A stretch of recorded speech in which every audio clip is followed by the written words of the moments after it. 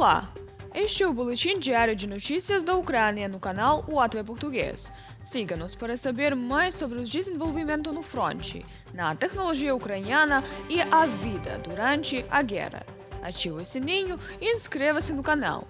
Hoje, 24 de novembro, vamos falar do seguinte. A equipe de Trump está nos ouvindo. Amanhã não será menos ativo, diz Zelensky.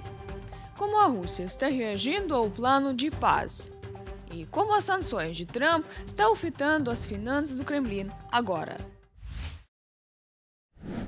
A Ucrânia e os Estados Unidos divulgaram uma versão atualizada de um acordo quadro de paz, publicada logo após suas conversas de Genebra.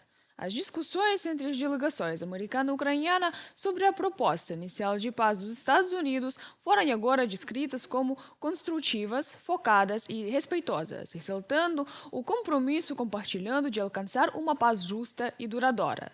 Ambos os países estão agora prontos para intensificar seus esforços, com planos de aprofundar o trabalho em propostas conjuntas nos próximos dias. Eles, ambos os lados, reafirmaram que qualquer acordo futuro deve respeitar plenamente a soberania da Ucrânia e proporcionar uma paz sustentável e justa. As decisões finais dentro desse quadro serão tomadas pelos presidentes da Ucrânia e dos Estados Unidos. Ambos os lados reiteraram sua disposição de continuar trabalhando juntos para garantir uma paz que assegure a segurança, a estabilidade e a reconstrução da Ucrânia. Da declaração conjunta sobre a reunião Estados Unidos-Ucrânia, no site da Casa Branca, Há sinais de que a equipe do presidente Trump está nos ouvindo. Amanhã será igualmente ativo. A Ucrânia está intensificando seus esforços diplomáticos para pôr fim à guerra. Isso foi anunciado pelo presidente Zelensky em seu discurso regular à nação. Ele observou que Kiev está envolvida em conversas diretas com representantes dos Estados Unidos, enfatizando que percebe que os interesses da Ucrânia estão sendo firmemente protegidos. é importante garantir que as medidas para pôr fim à guerra sejam eficazes e que tudo seja viável. A Ucrânia nunca quis esta guerra e nunca seremos um obstáculo à paz. A diplomacia foi revigorada e isso é bom, muito bom. Esperamos que o resultado sejam as medidas certas. A primeira prioridade é uma paz confiável, segurança garantida, respeito pelo nosso povo, respeito por todos aqueles que deram a vida defendendo a Ucrânia contra a agressão russa. O secretário de Estado dos Estados Unidos, Marco Rubio, afirmou que a Casa Branca fará alguns ajustes no plano de paz, mas ainda é cedo para revelar os resultados das negociações. Ele também mencionou ter conversando com o presidente Trump, que, segundo Rubio, parece satisfeito com o progresso do diálogo. O secretário dos Estados Unidos chamou a reunião de hoje com a delegação ucraniana de a mais produtiva e significativa desde que a equipe de Donald Trump passou a se envolver no processo de paz. Temos um produto de trabalho muito bom, que já foi construído sobre uma base de contribuições de todas as partes envolvidas aqui, e conseguimos revisar alguns desses pontos agora, item por item, e acredito que fizemos um bom progresso. Então estamos trabalhando para fazer algumas mudanças, alguns ajustes, na esperança de reduzir ainda mais as diferenças e nos aproximar de algo com o qual, tanto a Ucrânia quanto, obviamente, os Estados Unidos se sintam muito confortáveis. Obviamente, isso precisará, em última instância, ser aprovado por nossos presidentes, embora eu me sinta muito confiante de que isso acontecerá, dado o progresso que fizemos. E, obviamente, há também o lado russo da equação. Então, acredito que a principal conclusão disso é que esta foi uma reunião e um dia muito, muito significativos. Eu diria provavelmente a melhor reunião e o melhor dia que tivemos até agora em todo esse processo, desde que assumimos o cargo em janeiro. O Congresso dos Estados Unidos deve ter autoridade para revisar o plano de paz, que definirá os termos para o fim da guerra na Ucrânia, afirma o senador republicano Lindsey Graham. Ele enfatizou que uma paz duradoura na Ucrânia deve garantir que a Rússia não lance nenhum ataque futuro. O acordo de paz proposto entre a Rússia e a Ucrânia oferece uma oportunidade para encerrar a guerra de forma honrosa e justa. O Congresso também deve ter a capacidade de analisar um plano que inclua quaisquer garantias de segurança futuras, assim como temos a capacidade de analisar qualquer acordo nuclear com o Irã. Uma paz duradoura na Ucrânia deve garantir que a Rússia não possa lançar outra invasão no futuro. A análise do Congresso nos permitirá alcançar esse objetivo. Lindsey Graham, senador republicano do Congresso dos Estados Unidos, na rede social X. Hoje, a União Europeia realizou uma reunião especial de líderes sobre a Ucrânia e o Plano de Paz dos Estados Unidos, organizada pelo presidente do Conselho Europeu, António Costa. Segundo ele, as discussões sobre a Ucrânia ocorreram à margem da cúpula do G20. O plano americano de 28 pontos inclui elementos cruciais que podem servir de base para uma paz justa e sustentável. Costa afirmou que a União Europeia está comprometida em continuar trabalhando no documento e convidou todos os 27 líderes da União Europeia para prosseguir as discussões na próxima cúpula de União Europeia e União Africana, em Luanda. Eu poderia dar centenas de exemplos de por que e como o Kremlin está totalmente empenhado na guerra e não quer a paz, mostrando imagens de vítimas civis. Homens, mulheres e crianças que morrem na Ucrânia todos os dias, assassinados pela Rússia. Mas centenas de canais no YouTube fazem o mesmo, em uma busca constante pela sua atenção e pelas suas visualizações. Então, fique pensando qual seria a maneira certa de provar para vocês os verdadeiros planos da Rússia. E decidi mostrar a postagem recente do ideólogo pessoal de Putin, Alexander Dugin, dirigida ao público russo, para esclarecer o que a Rússia realmente quer.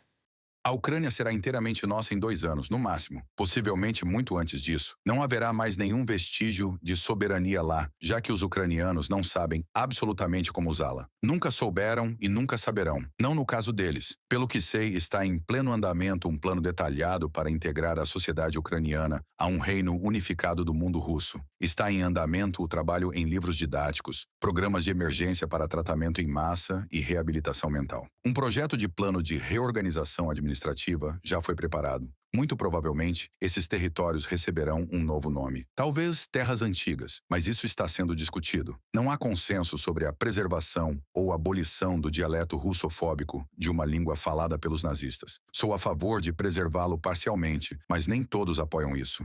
Estamos levando esse assunto muito a sério, de forma deliberada e minuciosa. Não se trata de propaganda, mas do objetivo de um trabalho importante e de longo prazo. Alexander Dugin, ideólogo da hegemonia russa.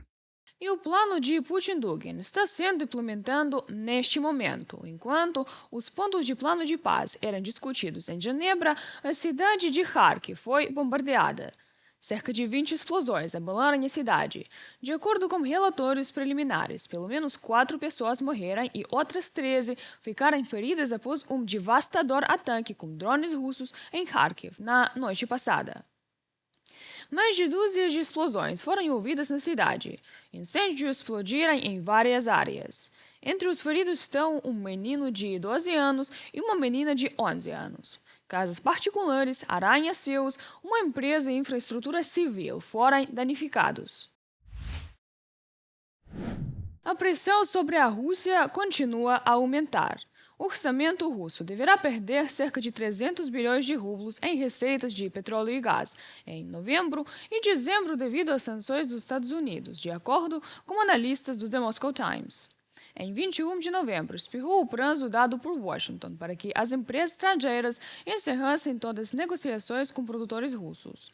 O presidente dos Estados Unidos afirmou que seu governo está considerando exercer mais pressão sobre o setor petrolífero do país. Andrei Dmitrenko continuará.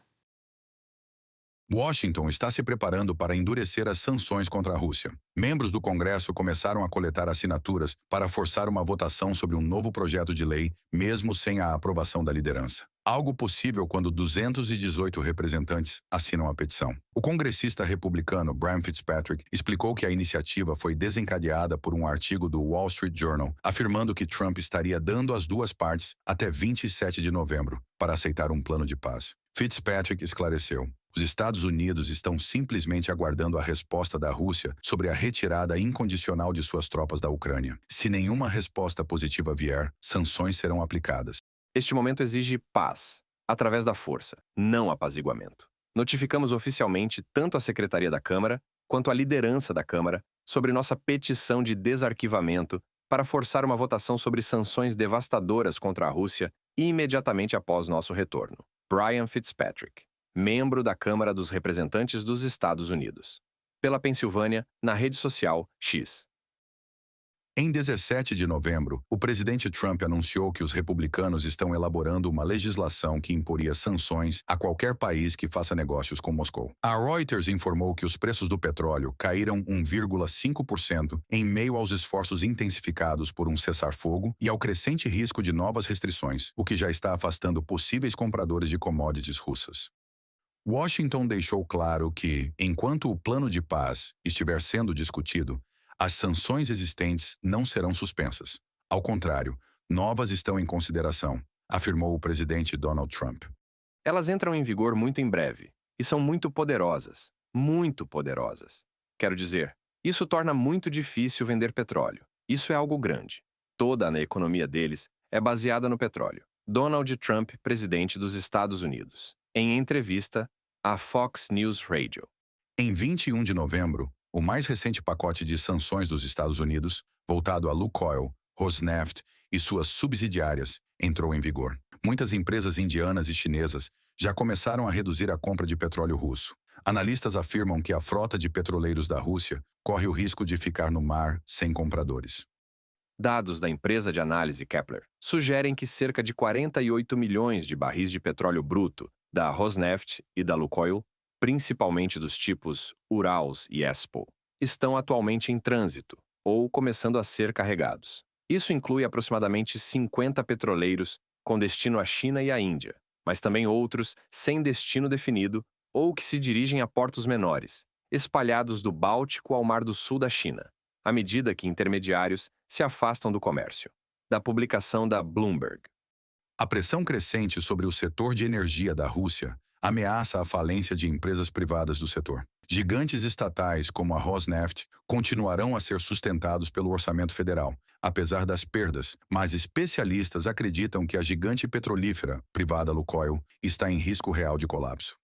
A Lukoil havia se expandido para o exterior. Provavelmente era a empresa russa mais integrada aos mercados europeu e americano, obtendo cerca de 30% de sua receita com ativos no exterior. Tudo estava indo bem. Agora, tudo isso precisa ser vendido com urgência, muito provavelmente com um grande desconto, o que significa perdas financeiras significativas. Igor Lipsitz, doutor em Ciências Econômicas russo, professor.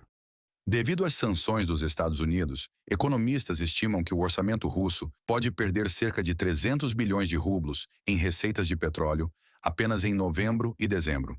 O Ministério das Finanças da Rússia agora prevê um déficit orçamentário anual de 5,7 trilhões de rublos, 5 vezes maior do que o planejado originalmente no início de 2025.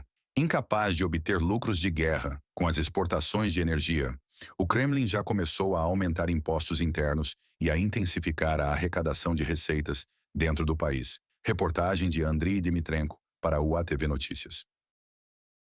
Isso é tudo por hoje. Nossa equipe da UATV trabalha para que o mundo não esqueça da guerra injusta da Rússia contra a Ucrânia. Inscreva-se e nos ajude a levar informação a mais pessoas. Até amanhã.